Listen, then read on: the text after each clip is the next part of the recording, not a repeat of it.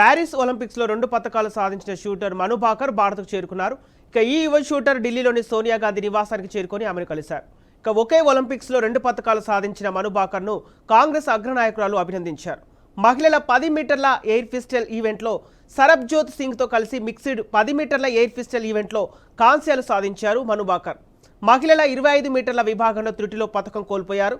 Paris నుంచి నేరుగా ఢిల్లీకి ఎయిర్ ఇండియా విమానంలో వచ్చిన మను భాకర్కు ఆమెకు అభిమానులు ఘన స్వాగతం పలికారు.